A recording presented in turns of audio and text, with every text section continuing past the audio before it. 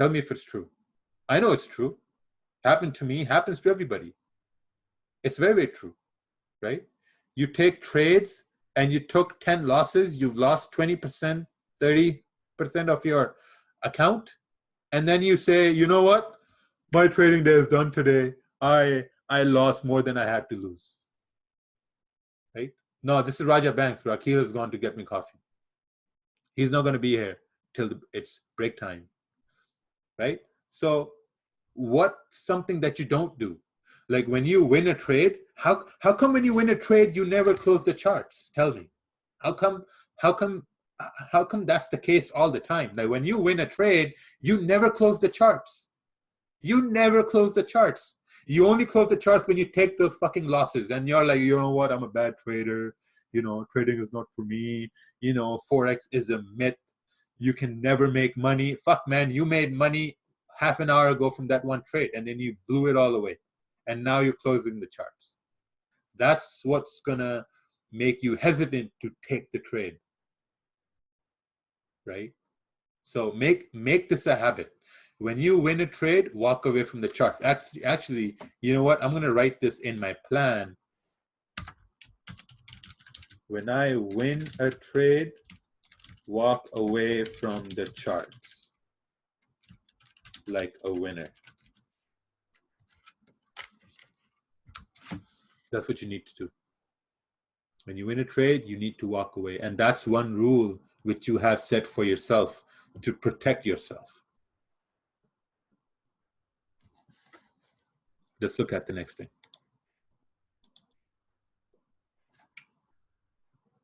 Why? Why does this happen? Why do people always win on demo and on small lots? Why? I'll tell you exactly why it happens. You always win on demo because you always follow your plan on demo. You always follow your plan on demo. Because on demo or on small lots, you can always post a chart and say, hey guys, look, price did a retest. I entered the retest and I won. Look at this trade I won. But when you switch to your live, you start to see all these different things. And then you make these stupid mistakes and you can't win because you're not following that plan. You have all these emotions. Now, why do you have emotions? Because maybe you're risking too much, or you're not comfortable, or you're looking at the wrong pair. Like that's the number one thing. You're looking at the fucking USD ZAR, right? If you're used to trading USD JPY, and if the guy next to you is trading USD ZAR and he says, hey man, this moves a lot, just take a trade, you're gonna win tons of money. Of course, but you can lose fuck tons of money too. Because now, number one, you've broken your plan. Okay, how many guys here have switched to another currency pair just because someone told them to and they lost? Everybody. Everybody. That's happened to everybody here. I guarantee you, it's happened to everybody here. Right? So why? Number one, you broke your plan because now you're looking at another pair. Number two, you broke your plan again by taking a trade on something you don't know. Right? So why do that? Right? So, okay, let me tell you guys this one thing, right? I believe that currency pairs are like people, right?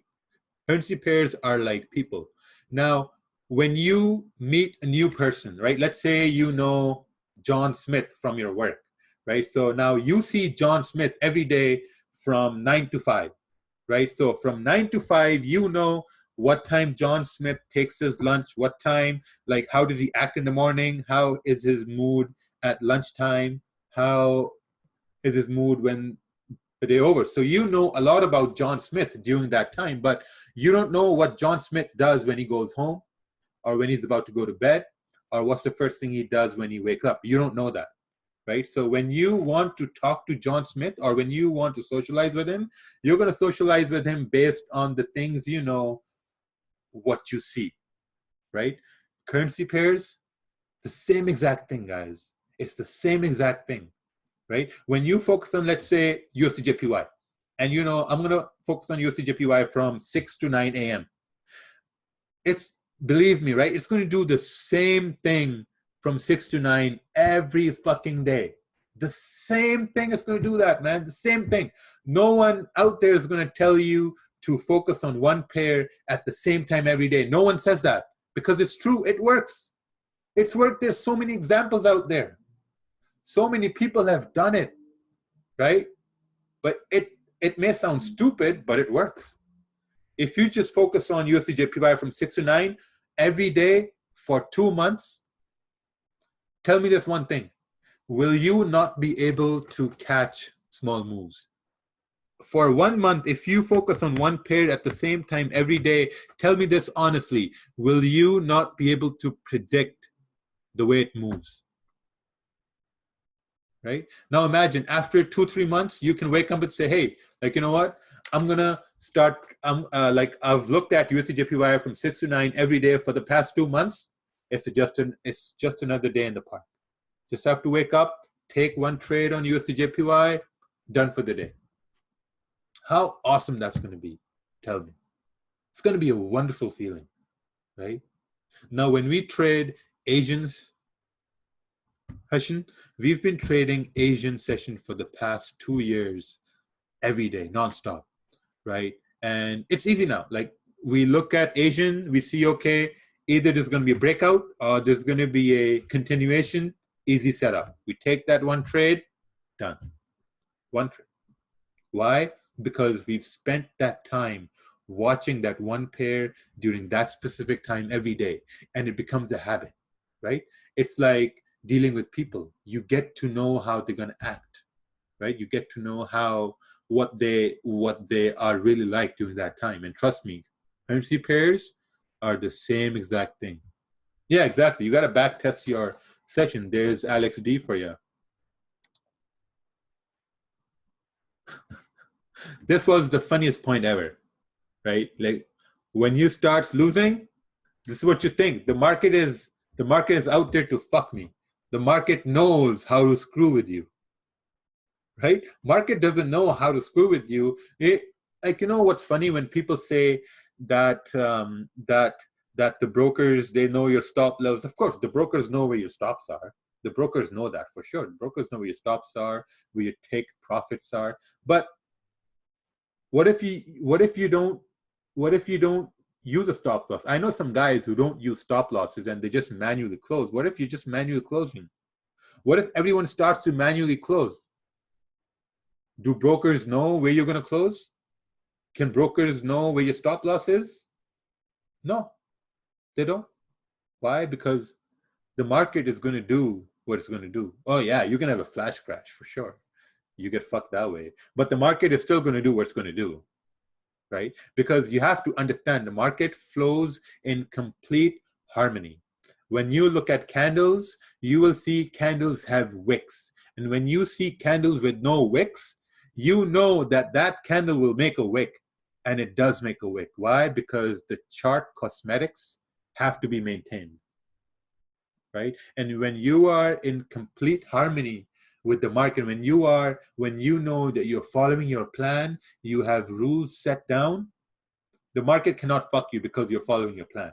If you follow your plan, you take one loss for the day and your plan says, okay, you know what, Michael, now come back, or Debbie or Samantha, we're going to come back the next day and we're going to try it again.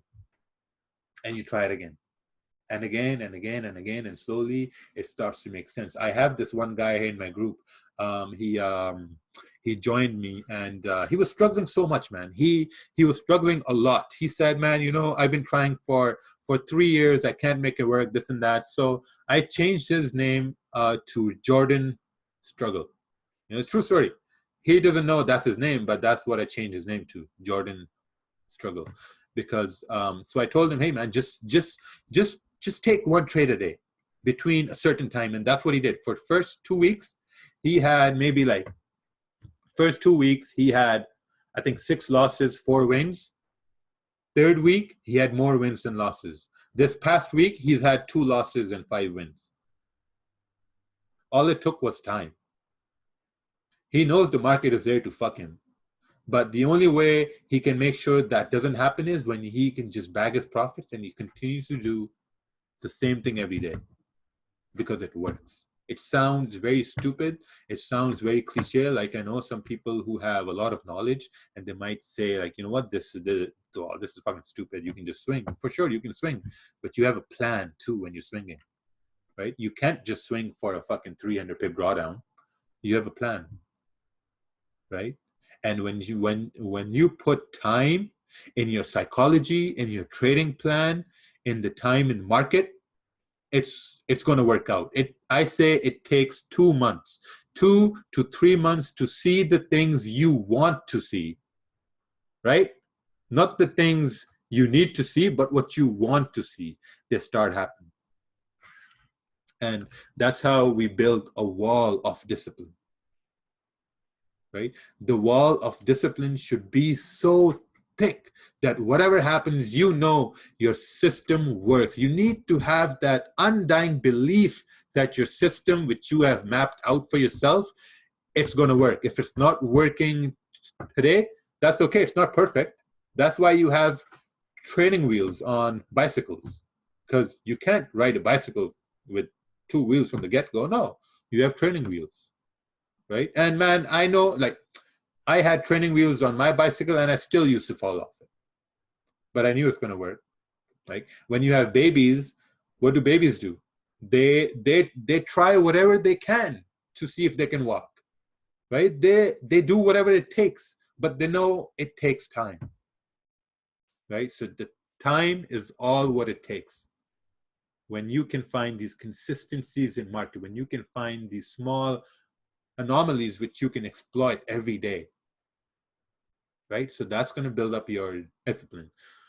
So what we're going to do is now we're going to take a short break. If you have any notes, please expand on those notes. I'm going to expand on some of my notes here too, and I'm going to share these notes with you at the end of the webinar. And so this break is going to be a 10-minute break. After we come back from the break, we'll have some guest speakers here. I know Alex is going to be saying a few words. I know Alex Hill is going to be saying a few words. There, we have Ted here as well, Brian here as well. Yeah, Ted's here as well. So we're going to come back after 10 minutes and we're going to continue the next part.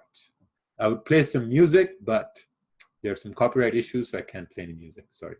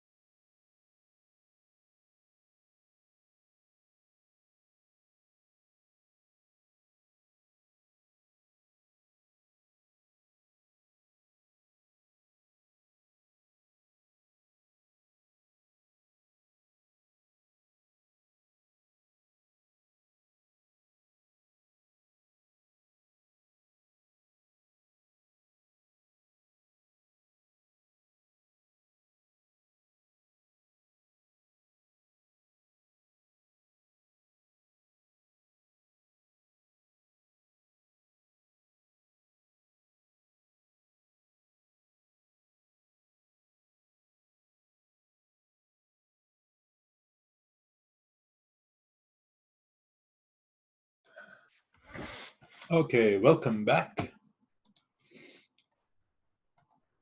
Needed a good break, so we're gonna have some guest speakers here. I know Ted's gonna be here. Ted's gonna be here. Alex Latendris is gonna be here. Alex Hill is gonna be here. He had a incoming group yesterday, which he did. So I'm just gonna wait for them to join up. Okay, Ted's here. Ted, Uncle Ted confirmed. All right, so let me just look up your name. Uncle Ted confirmed. There we go. Hey, what's going on, Ricky? Hey, Ted. Good. How are you? Hanging in there. There was some guy that was Uncle Ted, and it was so frustrating because I was like, I'm the Uncle Ted. And the guy's like, no, he's the Uncle Ted. I'm like, what? I was like, I have to leave. This is ridiculous. And then you came up with confirmed. Yeah, then I was like, okay, I'll just go into all the chat groups and say that it's me, and then I'll prove it's me. Yeah. Yeah. So you want to share the screen or? Sure, I can do that. I got a little bit of a slide presentation. Awesome. And there we go. All right. No. There it is. Okay, I think, can you see that? Can you see that? Yep. Yeah. All right. So I think Rakil touched on a lot of topics already. I'm going to go through a little bit of items as well. I think a lot of times, and this is something that Rakil touched on, it's not necessarily your analysis that's hurting you. And Rakil said this like countless times. It's like, how many times have you done a trade and it's been good, you've profited, or how many times has your analysis been correct? But really, what's going on inside your head? And I mean, it's funny because when you hear a lot of people talk and, like everyone gets upset and, they say, okay, and, you can see it online and through social media, everyone goes through it. It's like, okay, well, this person's demo, this person doesn't know how to trade. I hate this person. There's so much negative energy. And I don't like really, blaming people, but it's more of introspective. Like, you have to look at yourself. And as sucky as it sounds and as stupid as it sounds, it's a maturity thing. It's a way of thinking, and it's not an excuse. So a lot of people look at this and they'll say, we're talking about psychology, we're talking about all this stuff. It's an excuse because then you have no one to blame but yourself. But when you think about it, a lot of the decisions that you make as a trader, you're doing that on your own. Like, you're making the conscious decision to trade a $500 account, a $1,000 account, whichever account that you're trading, you're making that conscious decision. Nobody's forced you to do that. The argument then becomes, well, I saw so and so on social media make all this money, and I believed if I follow them, I'd make that money. But the problem is, you're not that person. And this is the hardest thing that you have to learn as an individual. And I think when the most successful traders have grasped this concept, and people who do become successful, and there are a lot of successful traders that have come from, Rakil's group, from my group, from Alex's group, from anyone's group, have realized that they individually have to find something that works for themselves. You can't turn around and copy people. You can't turn around and say what's happening. So I mean, this is sort of what we see, and what we see in social media, and why everybody's here right now. People turn around and they see 4, 5, 6-figure traders, and then everyone starts to chase that strategy. And it was something that I actually posted yesterday about too, is the reason why, like, a lot of people say like Forex is toxic, or any sort of financial ideas are toxic on social media, is because people are only showing one side, or they're only showing a glimpse of what something is. They're not giving you a full perspective. And once someone gives you that full perspective, it's up to you then to take that and do what you need to do with it. If I look at myself, being 6'4", am I able to play in the NBA? No. Can I play basketball though? Yes. So I have to be able to determine that same ideology with trading. Maybe I'm not going to make 6 figures in my first year. Maybe I'm only going to make 5 figures. But understanding where you're going to fit in the pecking order according to what you're doing is so much more important than actually doing things or saying or looking at what other people are doing, because we don't know what everybody's doing in social media. We don't know where everybody's backgrounds come from. We don't know where everyone's financial situations from. So you have to strip that noise apart, and what you should be doing is understanding what you need to do to get to where you need to be, and speaking to those people who are currently doing what you want to do, not copying what they're doing, but understanding what steps they took to get to where they needed to be. And you have to then apply those concepts to make sure that you can then get to where you need to be. You know, if I turn around, and Rakil said the same thing, you know, if we turn around and we look at the Asian Open and we say, okay, every Asian Open, this is what's going to happen. Nobody can tell you to click the button. You have to click the button. You have to be able to hold the idea of the trade. You have to be able to execute the trade. You have to understand when to close the trade. Your risk tolerance is different than my risk tolerance, and which is different than the next person's risk tolerance. And that is the biggest misconception we've had in Forex, I think, in the last, say, 2 or 3 years. And it's the reason why, you know, when I talk to people, I don't really talk too much about analysis anymore. And people really get upset with me because, you know, you'll message me on Instagram, or you'll message me in the groups, and you'll say, you know, Ted, I think blah, blah, blah, blah, blah, blah, blah, blah, blah. And I'll get like a 3-paragraph synopsis of what's happening. And I'll say, I agree. And people get so frustrated about that because they'll say, well, you know, Ted, you only gave me a 1-word answer. I don't think you're paying attention. No, you've given me so much detail and so much thought process. You've shown me you have critical thinking skills. You now have to execute on that. What do you want me to respond to? Yes, I agree with the fact that USD JPY is at the 50 EMA on the daily, blah, blah, blah, blah, blah, blah, blah. Like, that's not conducive to your learning. I don't need to regurgitate what you just told me. You are coming to me, or you're coming to Rakil, or whoever you're speaking to, you're coming to them for guidance, for support. This is the answer. It's a yes or no answer. Will we go up or down? Yes or no. What should we be looking for? You know, I'll add some context. I'll say, you know, be aware of this key level, or be aware of this. But for the most part, everybody sees the same thing. So when we look at what we want to talk through, and what we want to talk is, you know, let's talk about what Forex trading actually is, what institutions do, setting yourself up for success. I mean, and Rakil talked a lot about these, so I won't really push, I'll push through these a little bit faster. Who you are as a person, and talking about failure. And I think this topic is a key topic that people just don't want to accept. They don't want to accept failure. They look at failure as an embarrassment, or they look at failure as, you know, you weren't able to succeed. They don't look at failure as an obstacle. And, you know, something that I did say yesterday in my group chat, you know, people were talking about demo trading versus live trading.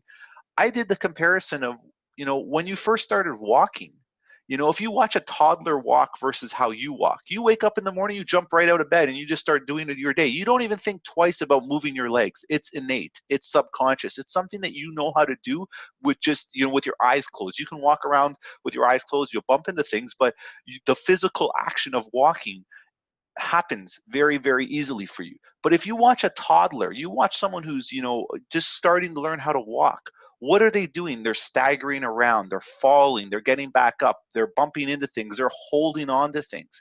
You have to apply that same common sense and that same degree of progress to when you're trading. You can't just jump from one thing to the next and be like, well, you know, I'm not doing well enough on a $100 account, so I'm just going to wait to save $10,000, and then I'm going to trade a $10,000 account because I'm going to make more money that way. It's just not going to work. So when you look at the overall picture, and when you actually review what you're doing as a trader, this is sort of your mental mindset that you have to be in, and you have to accept it. You just can't turn around and deny these things. If you're going to the gym and you say to yourself, I want to be able to, in the next year, bench 225 pounds, or, like basically 245 plates on each side. You can't go to the gym and you can't start lifting, half that weight if you've never gone to the gym before, just because you want to get there faster. You're going to hurt yourself more than you're going to help yourself. So, what exactly is Forex trading? Rakil touched on this. It's buying and selling currency contracts. I think this is the biggest thing. And now, me owning a brokerage and me fielding questions about spreads, liquidity, this and that, the simplest concept you have to understand with Forex is there has to be an opposite transaction for your transaction to complete. And when you're on a demo account, those transactions always complete because it's demo. There's unlimited liquidity. There's always availability. If you're on a brokerage that has a B book where they're making the market and they're not sending your order into the marketplace, it's always going to complete. It's always going to be instant. You have to understand that in the real world, institutions deny prices. They change prices. What one person may get, the next person may not. This is such a simplistic concept, but it's so overlooked because when people start trading, they just assume because there's a buy order and they click close that it should close automatically. That does not happen in the real world. Forex is a auction market. And what I mean is there's always a bid and an ask price. And that's simple. You see that in your terminals, bid and ask. It's basically what I want for this price I need to close, or what I want for this price to open. That is what you have to realize as a trader is you're in a market, and if you're on an A book brokerage, you're not going to get the price that you think you're going to get. There might be a 1 or 2 point change. The spread might change instantly. I watch it like when we see the flows for liquidity that comes through the brokerage, I see flows change, like 0.1, 0.2, 0.3,